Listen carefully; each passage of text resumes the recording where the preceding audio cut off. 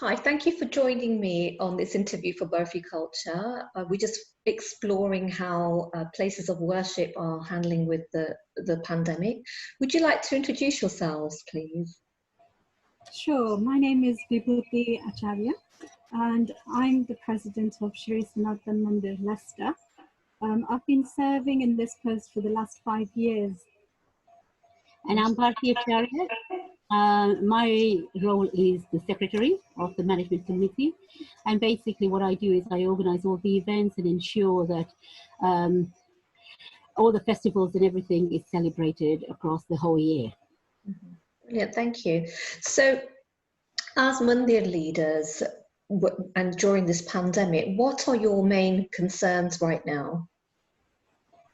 So right from the start, our main concern has been the health and safety of our elderly.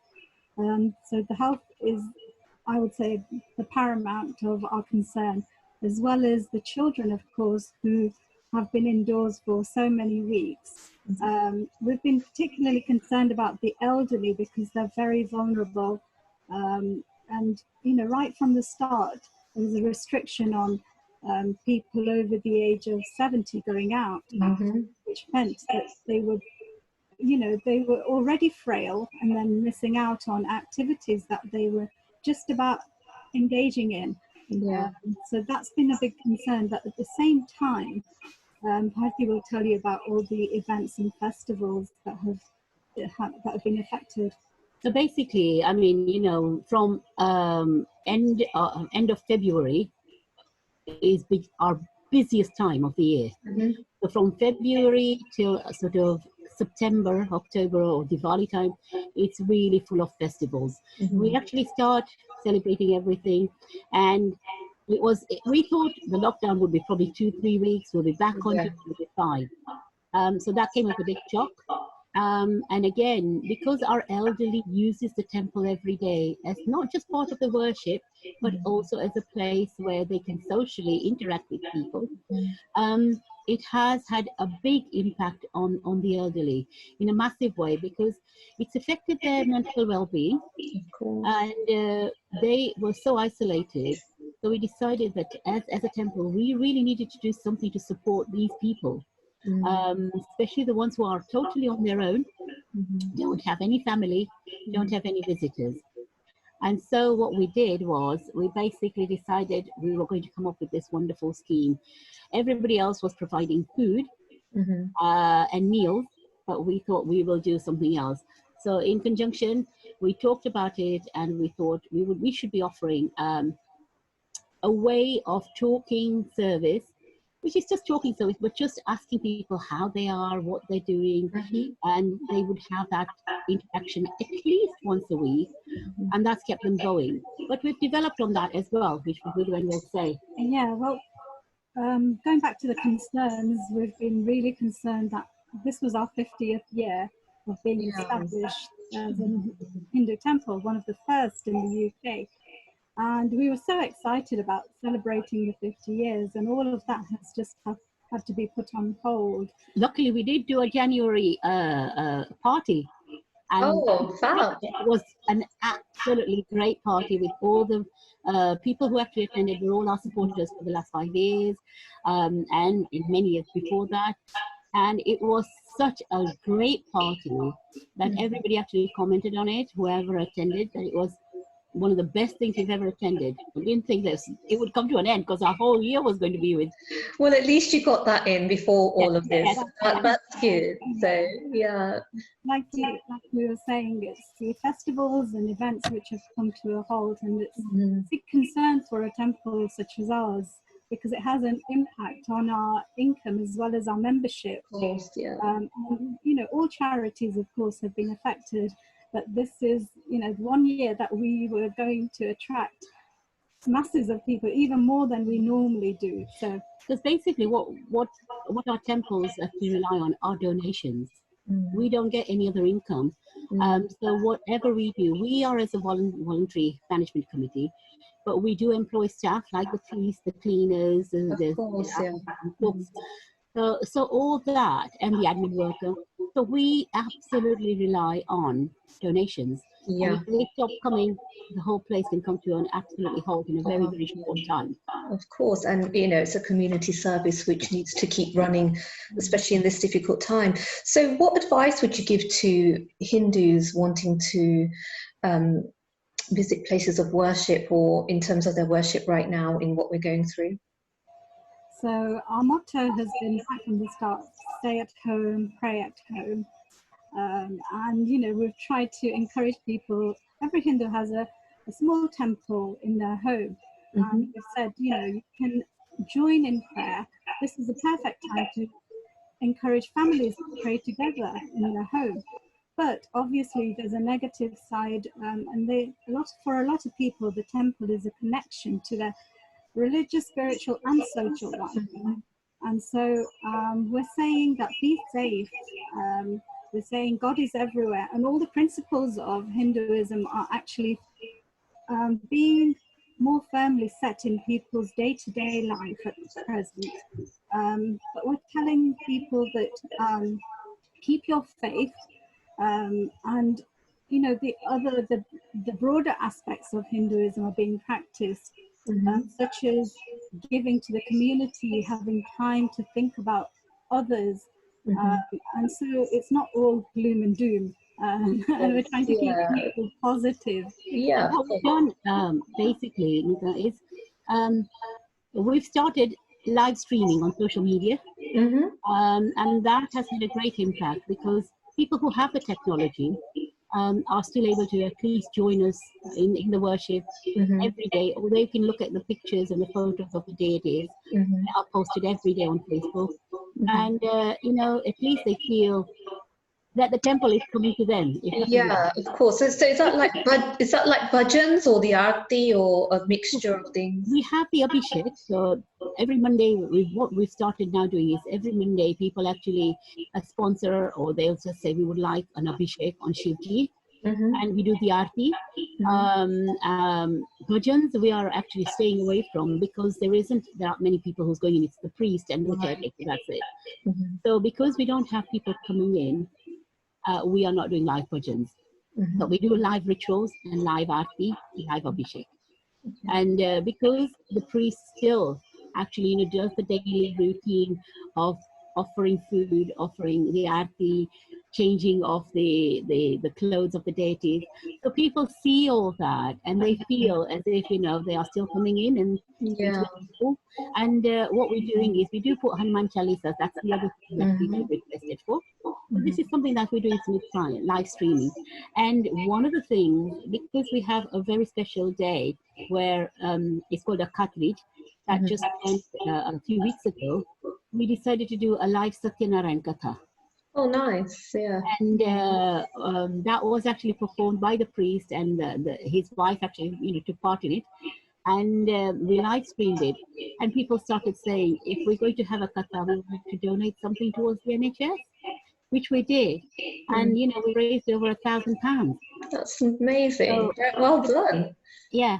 So it's like, you know, you're doing something, but you're also doing something good, even whilst there is limitations to what, you know, you can go out and do. Of course. You're still able to do certain things, and that is good.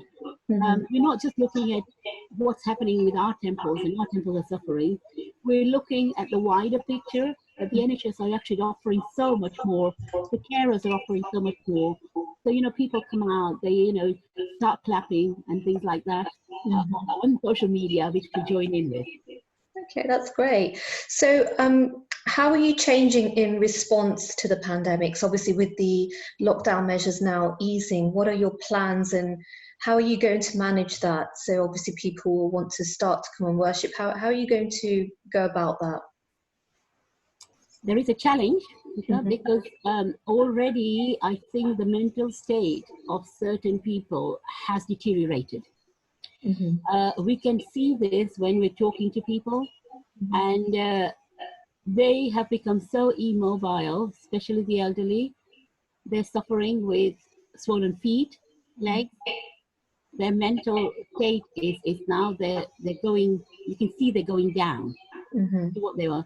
So we would love to open up as soon as possible, but we would still be restricted to certain probably age groups, certain times that, you know, people, because we still have to maintain the social distancing. Yeah. And there is a lot of other preparations which we need to do beforehand to ensure that the temple is also a safe place for them to come to, but also a place that they can come and get out of this mental stagnant position that they're becoming. Yeah. So how are you going to manage that then? In what sort of preparations do you need to do? Well, we know that the government is loosening up the lockdown, and there's recommendations that the government is making to places of worship. And we're keen to follow that. But we have to adapt to our particular community and also our members. So basically, we already have you know, wash basins and hand wash and things like that, but we'll be extending that. We'll be encouraging our members to bring their own sanitizers or use what we will provide when we reopen, use sanitizers that we will put in place. We've been asked to put in tapes to encourage people to social distance and keep the distance safely. And also, it's early days, so even I think recommendations that are coming through are changing day to day. So we're in consultation with organizations who are filtering these messages to us, and we're making our own recommendations based on what we think. So for example, Rashad or big gatherings where we would be sharing meals, they're not going to happen overnight. It's going to be months and months before we can actually offer anything like that. Or big festivals where, you know, we'd have tens and thousands of people. That's not going to happen. So we're going to have to stagger our services and times of worship. We also, I mean, we're very fortunate, as I say, that we have two sort of entrance and exits, so we would be using that. Using our foyer to actually put some more sanitizers in. We have a shoe room which is separate, so you know, one way you go in, the other way you come out, so there is no interaction. We're also going to try and increase our opening hours. So, you know, we used to, from Monday to Friday, we usually shut between 1 and 4. We will keep that open to ensure that, you know, maximum number of people can come with the guidance of maintaining the social distance. And would you sort of consider perhaps staggering the services as well, so more people can attend? Absolutely. Some of the things which we are hoping to do, either stagger services, because we do have 2 priests, so we could probably have it more often as well. And the other thing is we'll also use our television monitors to ensure that they can be recorded and be seen again and again. So, you know, it would be just like playing it again, which would at least mean that, you know, they could see it for that day. So there are a lot of implications and a lot of planning that we need to do, but we need to get it right as well. Of course. If there is somebody who really thinks, I mean, we have a few other festivals which are very, very important. 2 of them are this month on the 21st and the 22nd of May, which is when we install the murtis of Shivji and Mata Ambama. So we're trying to sort of work out how we actually, you know, streamline that, but what we offer. And then on the 29th of June is when the first deities were installed in the temple 50 years ago, 47 years ago. So that is a massive festival and occasion. We want to make it even more better, but we'll see how we work around all these. So if the planning is happening, guidance is happening, and we just continue. Okay, that's great. And is there any other key message that you'd like to get out to the community right now while we're going through this pandemic?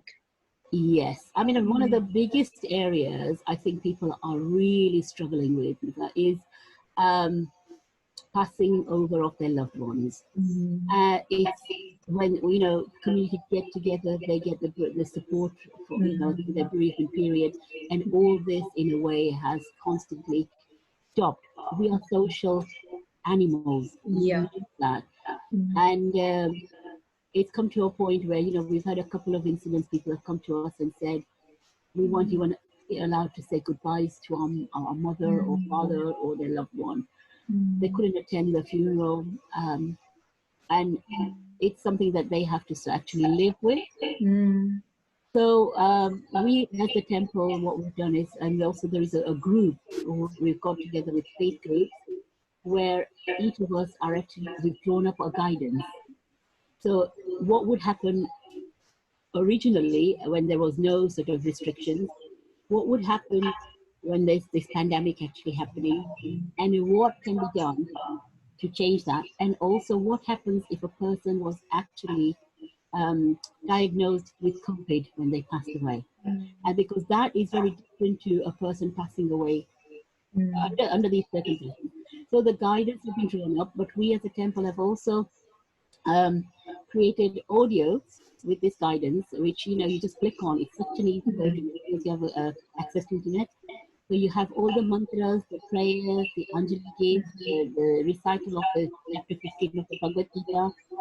So all of this has been done, and it's been so useful because, I say, it's gone all the way up to Glasgow and Manchester and Cambridge and Ashton-under-Lyne, that they have found this as at least some way of ensuring that they've said goodbye to their loved ones in the right way.